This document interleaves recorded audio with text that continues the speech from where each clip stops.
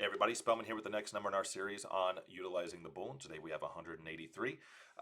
Only really have a couple options here. 183, you're probably just sitting there tossing to score whatever you want. But there are ways you can make your life a little bit easier. Let's talk about an alternate route that maybe most people maybe don't take.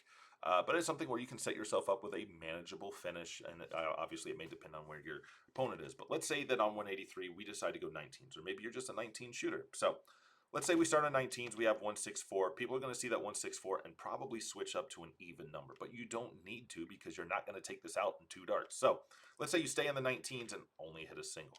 At 145, you could go 20 and leave 125 and then use the bull in the next turn.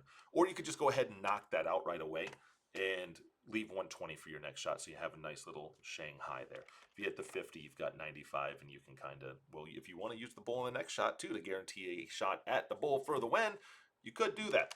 So that's an alternate way that you could take. The way I'm probably going to go is I'm probably going to go 20s on this shot. So if I go single 20, if I go single 20 after staying there and I got 143, again, you can go 20, leave 123, 19, 124, and so on. But if you go 25, you leave 118. Not ideal, but it's better than nothing, and you can't really leave the 117 comfortably here. So that's the way that I'm going to go. Now let's say that I go 20 and 60.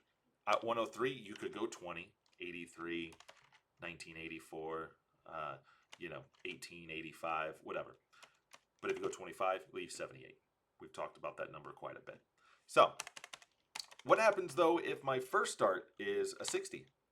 Well, just like in previous, let's say that I stay there and I go 60 again, and then let's say that, okay, you could go say triple 13, whoops, a single leaves 50, 39 leaves 24, but again, we're utilizing the bull here. So maybe on 63, you're like, I want to go 25 to leave 38. Well, what happens when you hit that 50 and you're at 13? Again, I've seen so many people screw that up. So I try to make my life easier by, again, switching those last two. I'm going to go bull on the second dart. 25 leaves 98, back up to the 60, 145 to leave 38. If I hit a 50, I'm at 73, so now I'm going 19s. If I hit a single, I got 54, single to a double, nice and easy. If I hit to the 57, I have one of my favorite doubles, the double 8.